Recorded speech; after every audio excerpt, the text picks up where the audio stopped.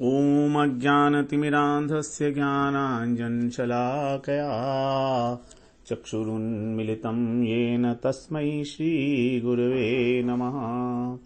वाञ्छाकल्पतरुभ्यश्च कृपा सिन्धुभ्येव च पतितानां पावनेभ्यो वैष्णवेभ्यो नमो नमः। नमो महावदन्याय कृष्णप्रेमप्रदायते कृष्णाय कृष्णचैतन्य नाम्ने गौरत्विषे नमः। हे कृष्ण करुणा सिन्धो दीनबन्धो जगत्पते गोपेश गोपिका कान्त राधाकान्त नमोस्तुते। तप्त कांचन गौरांगी राधे वृंदावनेश्वरी वृषभानुसुते देवी प्रणमामि हरिप्रिये। वृंदायै तुलसीदेव्यै प्रियायै केशवस्य च कृष्ण भक्ति प्रदे देवी सत्यवत्यै नमो नमः।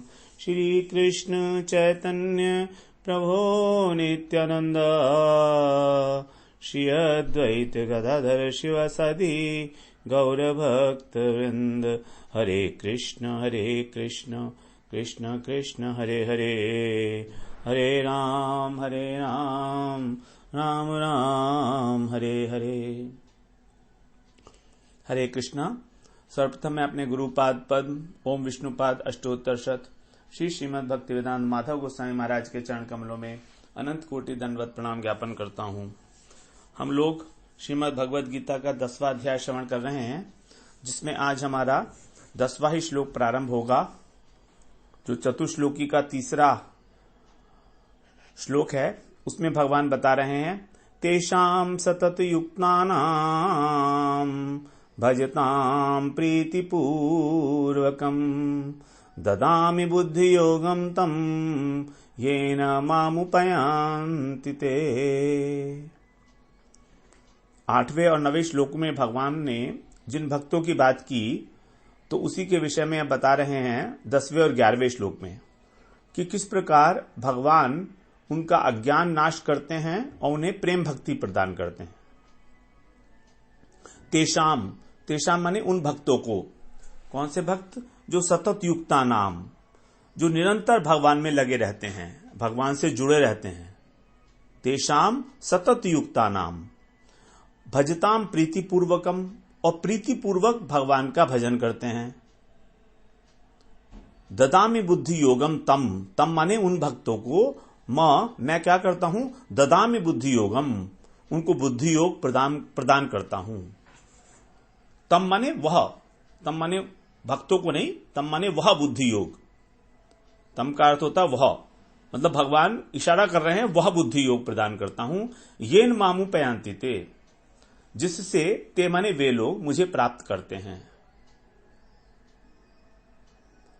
तो यहां पर कह रहे हैं भगवान तेषाम सतत युक्ता नाम, उनकी ओर संकेत कर रहे हैं भगवान, जो प्रत्येक प्रकार से भगवान को ही इस जगत का निमित्तोपादान कारण जानकर यत्न पूर्वक उनकी सेवा करते हैं, उनकी कथाओं का श्रवण करते हैं, गान करते हैं, जिनका चित्त संपूर्ण रूप से भगवान में निमज्जित हो चुका है। मन उनका डूब चुका है पूरा का पूरा ही भगवान में, यहां तक कि अब उनके प्राण भी भगवान के लिए ही जीवन धारण किए हुए हैं। उनकी इंद्रियां, उनके प्राण, सब कुछ भगवान को समर्पित हैं। और इस प्रकार वे अपना जीवन निर्वाह करते हैं। कैसे? भगवान की कथाओं का एक दूसरे को बोध कराते हुए, तत्व बोध कराते हुए और कथाओं का पान करते हुए निरंतर। गाढ़ कर्णई, अवित्रशो गाढ़ कर्णई, अतृप्त होकर कान को गढ़ा के भगवान की कथाओं का पान करते हैं, कि कहीं उस कथा का एक शब्द जो है उनके कानों में आने से रह ना जाए। ऐसा इस प्रकार जो भगवान का श्रवण कीर्तन स्मरण करते हैं, ऐसे वो संतुष्ट रहने वाले और रमण करने वाले भगवान के भक्त, उन्हीं के लिए कहा गया सतत युक्ता नाम। क्योंकि वो नित्य प्रति भगवान की कथाओं का पान कर रहे हैं। कथयन्तश्च माम नित्यम, नित्य प्रति। तो भाव भक्ति का जो एक 9 लक्षण बताए गए हैं, उसमें से एक लक्षण है अव्यर्थ कालत्वम। अव्यर्थ कालत्वम का अर्थ है कि जब भाव अवस्था पर पहुंचता है भक्त, तो उसका एक क्षण भी भगवत कथा के बिना व्यतीत नहीं होता, उसका एक क्षण भी व्यर्थ नहीं जाता। अव्यर्थ कालत्वम, जहां पर काल का किसी प्रकार से व्यर्थ ना होना बताया गया है। समय का दुरुपयोग, समय का सदुपयोग क्या है? भगवत कथा श्रवण, और भगवान की बात ना करके इस संसार की बात करना ही है व्यर्थ कालत्वम। व्यर्थ की बातें करना, केवल दुखों की उत्पत्ति होगी उससे, और कुछ नहीं होने वाला। और वोती ही चली आई है, प्रमाण है, सब कुछ है, तो भी हमें लगता नहीं है कि हमको संसार की कथाओं से जो व्यथा हो रही है, जो दुख हो रहा है, यही हमारे दुखों का एकमात्र कारण है, संसार की कथा वार्ता। एक क्षण के लिए भी भगवत विस्मरण होना, भक्तों को ऐसा लगता है जैसे मानो कितना बड़ा समय बीत चुका है, प्राण छटपटाने लगते हैं उनके। हनुमान जी ने तो उसी क्षण को विपत्ति कहा है, वही है विपत्ति। कह हनुमंत विपत्ति प्रभु सोई, जब तब सुमिरन भजन न होई। भगवान का स्मरण ना करना, उनका भजन ना करना, यही है सबसे बड़ी विपत्ति। तो इस प्रकार जो भगवान के साथ जुड़कर सतत युक्ता नाम, उनका भजताम प्रीति पूर्वकम भजन करते हैं भगवान का,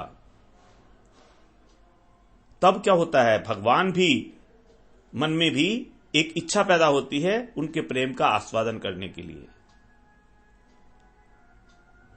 भगवान भी आतुर हो जाते हैं कि किस प्रकार से मैं अपने भक्त के, जो भगवान की सेवा करना चाह रहा है, उस सेवा का आस्वादन करूं, क्योंकि वो सतत युक्ता नाम है, लगातार, हमेशा, सदा सर्वदा।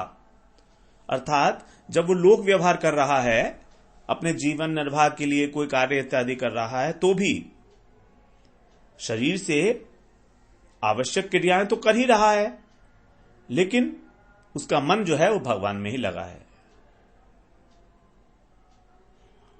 मतलब शरीर से तो कार्य हो रहा है जो जगत के लिए अनुरूप है, उसके शरीर निर्वाह के लिए, लेकिन उसके मन में हमेशा ये लालसा बनी है कि वो जीवन में मेरे कब समय आएगा जब हम भगवान से निरंतर जुड़े रहेंगे। इस प्रकार की जो लालसा है हृदय के अंदर, कौन दिन होगा नाथ जो बसहूं मैं वृंदावन, ऐसा कौन सा दिन होगा कृष्ण जब हम वृंदावन में वास करेंगे। नित्य उठ यमुना, नित्य उठ नित्य पुलकाय मान गाएंगे, राधा कृष्ण कृष्ण कृष्ण राधे राधे, यही गाते रहेंगे। कब होगा, कैसा होगा ऐसा दिन? और दूसरा इसका मतलब हुआ सतत युक्ता नाम, कि हम केवल भगवान के साथ ही जुड़े,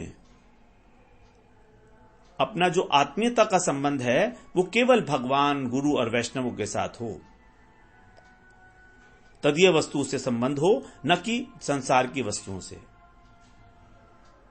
उनका उपयोग तो करें आवश्यकता अनुसार, लेकिन उससे जुड़े ना, लेश मात्र भी उसमें आसक्ति ना रखें।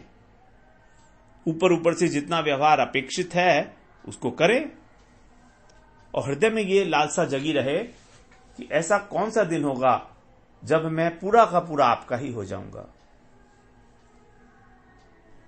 तो जो भगवान के प्रति एक लालसा है, यही जो है वास्तविक भक्ति है, भजन है, उत्कंठा, भगवान से हमेशा जुड़े रहने की उत्कंठा। संसार का प्रत्येक कार्य जो व्यवधान स्वरूप ही लगे। और यदि हमने अपना उद्देश्य बना लिया है भगवत प्राप्ति, तब फिर चाहे कोई कितना भी संकट क्यों ना आए बड़ा, हमें कोई नहीं टिका सकता। हमारे रास्ते में मुश्किलें तो आएंगी, क्योंकि भगवान भी कसौटी पे तो कसेंगे ना हमको। ऐसे तो हमें स्वीकार करने वाले हैं नहीं भगवान, तो अपनी कसौटी पे तो कसेंगे कि मुझे प्रेम कितना करता है, कितनी निष्ठा है इसके अंदर।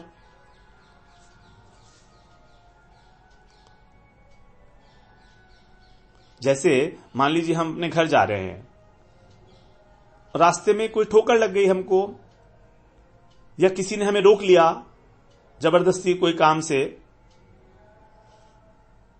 कोई काम पड़ गया, कोई बाधा आ गई, तो भी हम सभी बाधाओं को क्रॉस करके अपने घर पहुंचते हैं ना, क्योंकि मन में घर लौटने की इच्छा है, संकल्प है कि हमें मन घर पहुंचना है अपने। रास्ते में चाहे कुछ भी हो, थोड़ी देर अटक सकते हैं, लेकिन वहां परमानेंट रुकेंगे नहीं, चाहे लेट हो जाए। उसी प्रकार से इस भक्ति मार्ग में भी जब हमारा इसी प्रकार से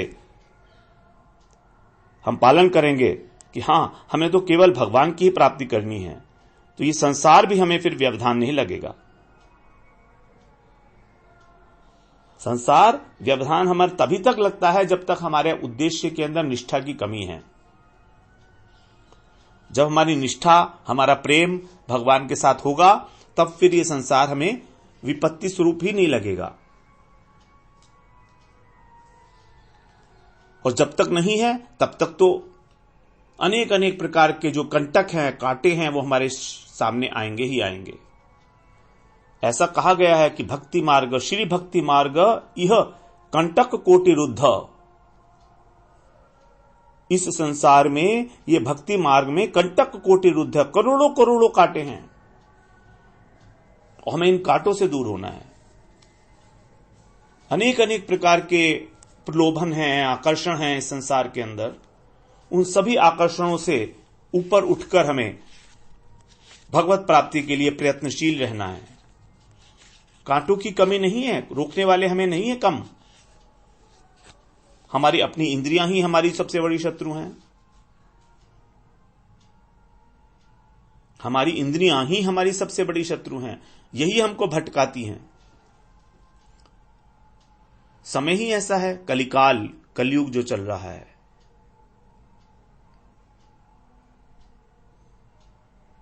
इसमें बताया गया है, काल है कलिर बलिर्ना इंद्रिय वैरि वर्गा, श्री भक्ति मार्ग यह कंटक कोटि रुद्ध। हा हा क्वयामि विकलः किम हम करोमि, चैतन्य चंद्र यदि नाद्य कृपाम करोषि। काल है कलि बलिर्न, कितना बलवान कलयुग है, और हमारी इंद्रियां भी कितने बलवान हैं। इंद्रिय वैरी वर्गा, हमारी दुश्मन, ये भी बहुत मुश्किल है। इन दोनों से पार होना श्री भक्ति मार्ग यह, यानी संसार में करोड़ों करोड़ों कांटे से अवरुद्ध है हमारा भक्ति मार्ग। तो भी हाहा पयामिक विकल है कि हम करोमी, भक्त जो है पुकार रहा है, क्या करूं क्या करूं, विकल है। चैतन्य चंद्र यदि नाद्य कृपाम करोषि, यदि चैतन्य चंद्र मुझ पर कृपा नहीं करेंगे तो फिर मेरा क्या होगा। इतनी विकलता है भक्त में कि वो चैतन्य चंद्र को, महाप्रभु को पुकारता है, क्योंकि महाप्रभु ही जो है एकमात्र हमको इस भक्ति मार्ग से के माध्यम से अपने पास बुलाएंगे। चैतन्य चंद्र यदि नाद्य कृपाम करोषि, यदि चैतन्य चंद्र नहीं बुलाएंगे तो मैं तो विकल हो जाऊंगा, व्याकुल हो जाऊंगा। इतने कांटे चुभते हैं इस भक्ति मार्ग में। बस हमें आगे बढ़ना ही है। सहारा है ना हमको, गुरु जी का सहारा है, हमें संभाल लेंगे वो। लेकिन तभी तो संभालेंगे ना जब हम उनके बताए रास्ते पर चलें। तो ये बात भगवान उन्हीं के लिए कह रहे हैं जिनके हृदय में उनसे मिलने की तीव्र लालसा है, जग चुकी है इच्छा टू डू, बस या तो करना है या मरना है, इस प्रकार का एक संकल्प। यदि लालसा नहीं है तो हम भक्ति मार्ग पर जो चल रहे हैं वो सब जबरदस्ती वाली बात है। इससे हमारा धीरे धीरे सुकृतियां बनेंगी, धीरे धीरे हमारे अनिष्ट पाप नष्ट होंगे, लेकिन समय बहुत लगने वाला है। क्या हमारे पास इतना समय है? अनंत अनंत कालों तक तो हम भटकते रहे हैं, और इस जीवन में हमें सौभाग्यवश साधु संग मिला है, सौभाग्यवश हमको भगवान के तत्व को जानने का अवसर मिला है। क्या हम इसको ऐसे खोने दें? ये तो बिल्कुल ही सरासर मूर्खता रहेगी हमारे लिए। इतना बड़ा अवसर भगवान ने हमको दिया है और हम उसको ऐसे ही खोने दें, बिना भजन किए चले जाएं इस जीवन से, ये तो कोई बात नहीं हुई। तो हरि कथा श्रवण करने से ही एकमात्र भगवान जब प्रसन्न होते हैं, और जब श्रवण करते करते हमारी ये लालसा भी जाग जाएगी भगवत मिलन की, क्योंकि यही है वास्तव में शाश्वत सत्य।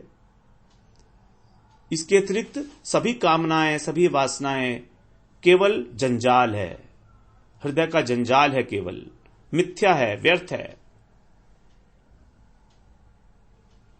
केवल भटका रहा है, हमें कहीं लेकर जाने वाला नहीं है। कितने ही रसगुल्ले खा लो, कितने ही मकान बना लो, कितनी ही दुकानें खोल लो, कितना ही पैसा इकट्ठा कर लो, कहीं कोई हमको ले जाने वाला नहीं है, जरा सा भी। जीरो, हमारी आध्यात्मिक प्रगति जीरो, बल्कि माइनस में हो जाएगी, और समय नहीं मिलेगा भगवान के भजन का। तो जब चित्त में ये लालसा जग गई है, चाहे कोई भी कारण से जगी हो, कारण कुछ भी हो, पुराने जन्म के संस्कार हो, हमारे गुरु की कृपा, साधु की कृपा, भगवान की कृपा, कुछ भी कारण हो सकता है। यदि लालसा जाग चुकी है तो हमें एकांत में हमेशा एक टीस सी उठेगी हमारे मन में कि अब और कितने दिन, कितने जन्म तो बिता दिए अब तक, कितने युग बीत गए, कितने कल्प बीत गए, और मेरे हृदय का सिंहासन अभी भी खाली का खाली है। जिससे मिलना है उससे तो मिलना हुआ नहीं, केवल बातें ही बातें। अब बातों से भी तो मन नहीं भरता ना, अब तो मिलना ही है, अब तो उससे मिलने का ही समय है। साक्षात भगवान की ही सेवा करनी है। अभी भी क्या मुझसे नाराज रहेंगे वो? यदि ये भाव आ गया तो चाहे कितने भी हमारे सामने विघ्न आए, धन के रूप में, मान सम्मान के रूप में, स्त्री के रूप में, पुत्र के रूप में, कंचन कामनी, मकान, कितना ही वैभव क्यों ना हो, जब एक बार यह पता लग गया कि जीवन का परम प्रयोजन कृष्ण के अतिरिक्त कुछ भी नहीं हो सकता, ना कभी हुआ है किसी का और ना कभी हो सकता है। परम प्रयोजन केवल एक ही हो सकता है, केवल एक, क्योंकि वो परम प्रयोजन है। इस बात को हम लोग समझें, परम प्रयोजन का मतलब है केवल एक, भगवत प्राप्ति, कृष्ण प्रेम प्राप्ति। निरंतर निरंतर हमें उसी ओर आगे बढ़ना है, नियमों में निष्ठा रखनी है। एक दो नियम हम अपने जीवन में स्वीकार करके, व्रत लेके उसके माध्यम से हम आगे बढ़ेंगे। चाहे छिप छिप कर नियम पूरा करना पड़े, कोई बात नहीं है, भूखा रहना पड़े, रात को जागना पड़े, क्या फर्क पड़ने वाला है? क्या फर्क पड़ने वाला है कि हम एक दिन कम सो लिए, एक दिन कम भोजन कर लिया? क्या फर्क पड़ने वाला है? कुछ भी नहीं। लेकिन हमारे नियम की निष्ठा रह जाएगी, और यही निष्ठा हमारी जो है आगे फलीभूत होगी। यही इसी कारण भगवान का हृदय, भगवान का जो हृदय है वो पसीजेगा हमारे प्रति। यही है हमारे भजन की कसौटी मुख्यतः। एवं सतत युक्ता नाम,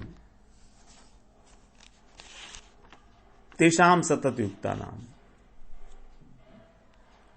भजताम प्रीति पूर्वकम, भजन करना भगवान का, भजन भजन भजन प्रीति पूर्वकम। वास्तव में भजन होता ही प्रीति पूर्वक है। यदि भजन है तो प्रीति पूर्वक ही होगा। लेकिन फिर भी भगवान ने बता दिया कि यहां पर भगवान बात कर रहे हैं अब सासंग भजन की, न कि अनासंग भजन की। आसक्ति पूर्वक भजन, भगवान से प्रेम करते हुए। यही है शर्त भगवान ने लगाई। Conditions apply. भगवान बहुत बड़ी चीज देने वाले हैं, ऐसे आसानी से तो देंगे नहीं। जैसे कहीं सेल लगी होती है जब, तो हमने देखा है ना, नीचे छोटा सा लिखा होता है स्टार लगा के, कंडीशंस अप्लाई। उसी प्रकार भगवान यहां पर स्टार लगा के कह रहे हैं भजताम प्रीति पूर्वकम, प्रेम पूर्वक मेरा भजन करो। बिना भजन के, बिना प्रेम के हम उस वस्तु को लेने के अधिकारी नहीं बन पाएंगे। एवं सतत युक्ता नाम, तेषाम सतत युक्ता नाम भजताम प्रीति पूर्वकम। भजन बना ही है भज धातु से, जिसका मतलब है सेवा, और सेवा होता है सेव्य वस्तु के अनुकूल, उनकी इच्छा के अनुसार। तो सेवा तो करनी ही है, लेकिन प्रीति पूर्वक करनी है, भगवान की प्रसन्नता के लिए करनी है, न कि अपने स्वार्थ के लिए। हम लोग इस जगत में जो सेवा करते हैं वो अपने स्वार्थ के लिए करते हैं। सब लोग किसी ना किसी वस्तु की सेवा कर रहे हैं, किसी ना किसी प्राणी की सेवा कर रहे हैं। कोई कुत्ते की सेवा कर रहा है, कोई गाय की सेवा कर रहा है, कोई बंदरों की सेवा कर रहा है, कोई पक्षियों की सेवा कर रहा है। अपने माता की, पिता, पत्नी, पुत्र, रिश्तेदार, मित्र, सबकी सेवा हो रही है। देशभक्ति, देश की सेवा हो रही है, समाज की सेवा हो रही है। तो यहां पर अपना स्वार्थ छिपा है। सेवा तभी तक करते हैं जब तक हमें कुछ मिलने की आशा हो संसार से। यदि कुछ मिलेगा नहीं तो हम सेवा नहीं करने वाले। यदि पता लग जाए कि मेरा मालिक कंगाल है, तो क्या उसके यहां नौकर टिकेंगे?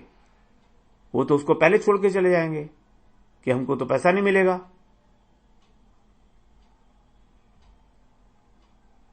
तो जितनी भी हमारी सेवा की जा रही है घर के अंदर अथवा घर से बाहर, इन सब में कहीं ना कहीं हमारी स्वार्थ बुद्धि छिपी होती है।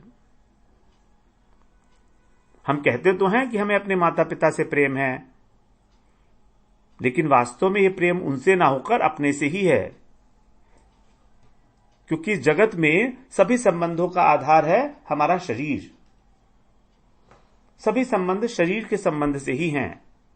तो जब तक हमारे शरीर को वो लोग सेवा पहुंचा रहे हैं, कुछ ना कुछ उसको आनंद दे रहे हैं, तभी तक हमारी उनसे सेवा रहती, तभी तक हमारी उनके प्रति प्रेम भावना रहती है। तो ये जो तथाकथित प्रेम है हमारा, केवल शरीर के धरातल तक ही सीमित है। लेकिन परमार्थ में इस शरीर का महत्व नहीं है। वहां भगवान के साथ जो संबंध है हमारा, वो और अन्य लोगों के साथ, भक्तों के साथ, वैष्णवों के साथ, गुरु के साथ, वो आत्मा के स्तर पर है। और वहां पर जो है सेवा का आधार, संबंधों का आधार भगवान है। भगवान सभी के अंतर्यामी हैं, सभी के स्वामी हैं। तो इस प्रकार से सभी प्राणी मेरे जो है वो सखा हो गए, मेरे बंधु हो गए। भगवान की संतान है वो भी।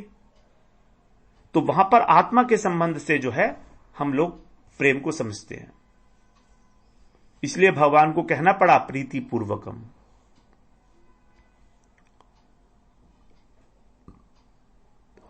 तो भगवान का भजन हमें करना है, धन मान प्रतिष्ठा इत्यादि के लिए नहीं करना, केवल हरि गुरु वैष्णव की प्रसन्नता, जिससे भगवान प्रसन्न होंगे।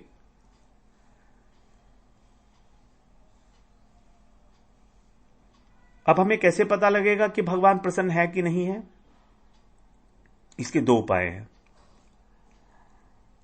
हम तो भगवान को जानते नहीं, लेकिन जिन्होंने हमारा भगवान से परिचय कराया है उन गुरु को हम जानते हैं, और गुरु भगवान के ही प्रकाश हैं। इसलिए यदि गुरु प्रसन्न है तो फिर समझो भगवान भी प्रसन्न है। यस्य प्रसादात भगवत प्रसादो, यस्य प्रसादान गित्कत कुतोपि, ध्यायस्तु मम तस्य यशस्त्रिसन्ध्यम्, वंदे गुरो श्री चरणारविंदम। यस्य प्रसादात भगवत प्रसादो, जिनकी प्रसन्नता ही भगवत प्रसन्नता है, और जो प्रसन्न है तो उसके अतिरिक्त हमारी कोई गति भी तो नहीं है, न गति को तो अपि। ध्यान सुमम तस्य यशस् त्रिसंध्यम, उन्हीं का यश 3 बार गायन करना त्रिसंध्या में। संध्या के समय 3 संध्याएं जो हैं, सुबह, दोपहर की और शाम की, उसमें जो गुरु का यश है उसका ध्यान करना, उसकी स्तुति करना। वंदे गुरु श्री चरणारविंदम। तो गुरु को हमने देखा है, थोड़ा थोड़ा पता भी है कि उन्हें हमारी किस बात से प्रसन्नता होती है। दूसरा उपाय है आत्मनिरीक्षण। क्या हम अपनी रहनी से, अपने आचरण से, अपने व्यवहार से संतुष्ट हैं? क्या हमारी दिनचर्या जो भी है, हमारे जो विचार उठ रहे हैं, क्या हम उससे संतुष्ट हैं? Are we satisfied with it? लेकिन यह निरीक्षण हमारा बिल्कुल निष्कपट भाव से होना चाहिए। यदि हम संतुष्ट हैं तो समझिए भगवान भी और गुरु भी संतुष्ट होंगे, क्योंकि भगवान और गुरु ने अपनी संतुष्टता के लिए कोई अलग से नियम नहीं बनाए हुए हैं। हम जिस रास्ते पर चल रहे हैं वो रास्ता ही भगवान गुरु का बनाया हुआ है, गुरु का दिखाया हुआ है। तो उस रास्ते पर चलने से यदि हमारे मन में संतोष का अनुभव हो रहा है तो समझिए गुरु भी संतोष का अनुभव कर रहे हैं, उनको भी आनंद मिल रहा है। और यदि हम उनके रास्ते पर चल तो रहे हैं मगर हमको परेशानी हो रही है, अंदर से संतोष नहीं है, अच्छा नहीं मान रहे हैं हम उसको, तब वो फिर कैसे प्रसन्न होंगे?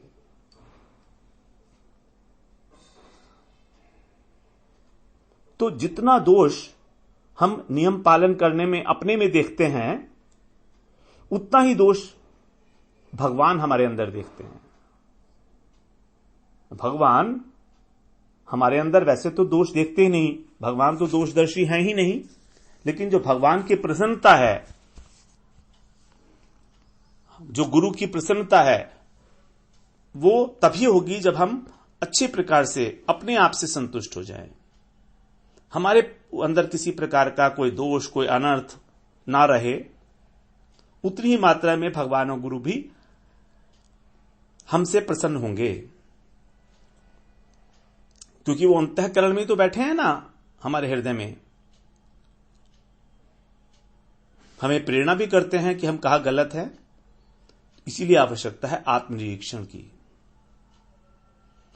तो सबसे इंपॉर्टेंट बात है हम लोगों को इस भजन पाथ में, भजन के रास्ते में आगे बढ़ने के लिए आत्मनिरीक्षण की। आत्मनिरीक्षण से ही हम अपना समझ पाएंगे कि हम कहां स्टैंड करते हैं अपने भजन में। हमारा क्या भजन प्रीतिपूर्वक हो रहा है या प्रीतिपूर्वक हो रहा है, सासंग भजन है या अनासंग भजन है, भगवान में कितनी आसक्त है, संसार में कितनी आसक्ति है। तो हम इसी चर्चा को आगे कंटिन्यू करेंगे अगले सत्र में। वांछा कल्पतरुभ्यश्च कृपा सिंधुभ्येव च पतितानां पावनेभ्यो वैष्णवेभ्यो नमो नमः।